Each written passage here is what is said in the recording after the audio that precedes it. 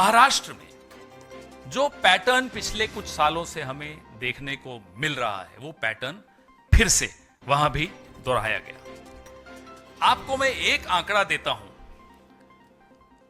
चौंकाने वाला आंकड़ा है। जिस महाराष्ट्र में लोकसभा इलेक्शन, जो कि मोदी जी के नाम पर लड़ा जाने वाला इलेक्शन था, उस महाराष्ट्र ने बीजेपी को हराया था। वो इलेक्शन मतलब मोदी जी को प्रधानमंत्री नहीं बनने देना चाहता था वो राज्य।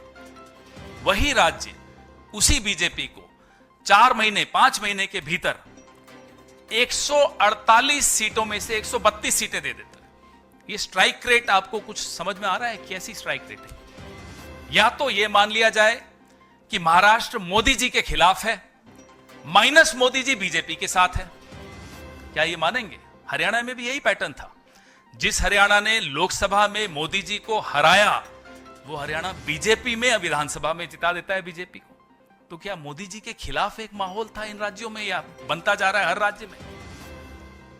यह बात आपको कहीं टीवी पे चर्चाओं में नहीं सुनाई देगी, लेकिन एक कॉमन सेंस की बात है कि 4 महीने पहले मोदी जी के नाम वाला इलेक्शन बीजेपी हारती है, 4 महीने बाद मोदी जी का इलेक्शन नहीं है, राज्य सरकार का इलेक्शन है, बीजेपी की स्ट्राइक रेट 148 में से 132।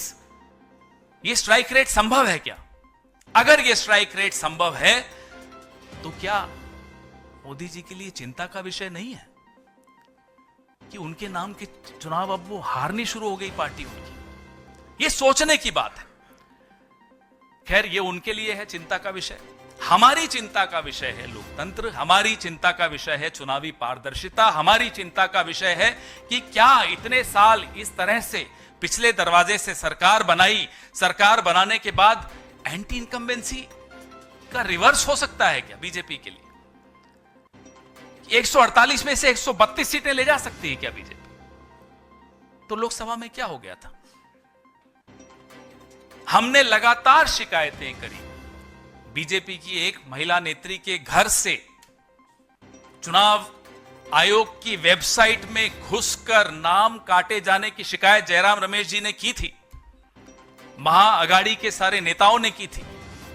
जवाब नहीं मिला चुनाव आयोग से। इस तरह से क्या हमारा चुनाव, आप लोग कह सकते हैं और कह भी रहे हैं, सोशल मीडिया पर भी कह रहे हैं, मीडिया पर भी कह रहे हैं, अरे साहब झारखंड जीत गए तब तो नहीं बोलते कि चुनावी प्रक्रिया में गड़बड़ है।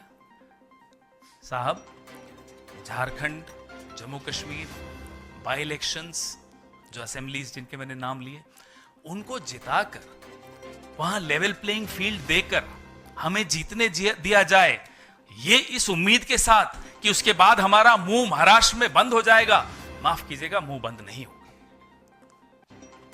जहां भारतीय जनता पार्टी को भारी लाभ लेना होता है, वो सारे दांव पेच वहीं खेले जाते हैं, बाकी जगह लेवल प्लेइंग फील्ड चलने दी जाए। जहां लेवल प्लेइंग फील्ड होती है, वहां के नतीजे आपके सामने हैं।